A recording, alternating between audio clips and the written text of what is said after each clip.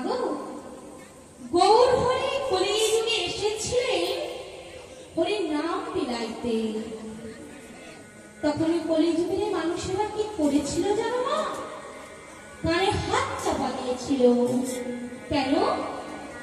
কি গো বলেছি, তোমরা নাম শুনবে না, তোমরা নাম নেবে না।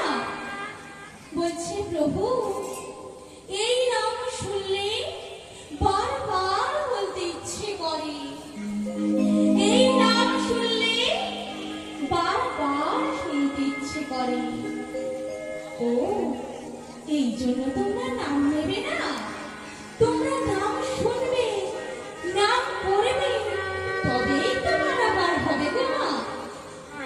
বলছে প্রভু, তুমি ভালো বললে কি হবে, আমাদের তো গেল। ও মা, কি গেল গো? বলছে প্রভু, তুমি যে এই নাম গান করতে বলছো, আমরা এই সংসারের সমস্ত কাজ ফেলে এই নাম গান করলে সংসারে অশান্তি হবে না।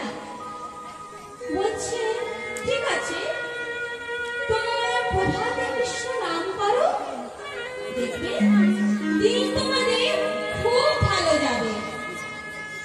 বলছে প্রভু, তুমি যে প্রভাতে কৃষ্ণ নাম করতে বলছো না, প্রভাতকালে উঠে সংসারে আশীর্বাদে কাজ করতে সময় চলে যায়।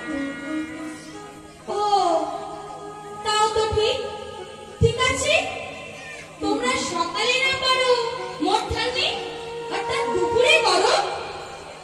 বলছে প্রভু, দুপুরে এই যে গোবিন্দ আমাদের যে ভুঁড়ি ভোজটা দিয়েছে, তার তো জোগাড় করতে আমাদের দিন চলে যায়। আমরা তোমরা দুপুরেও পারবে না?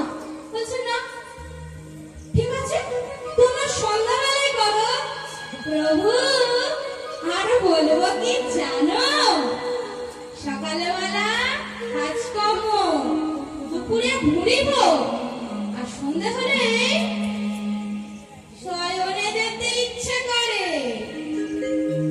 তাহলে তোমরা নাম নেবে কখন?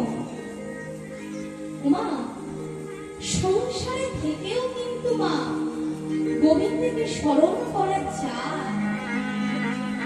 যদি নিজের মন প্রাণ এক করি, তাহলে সমস্ত কিছু করা যায় না মা। গৌর হরি নিজেই একদিন সংসার করেছিলেন।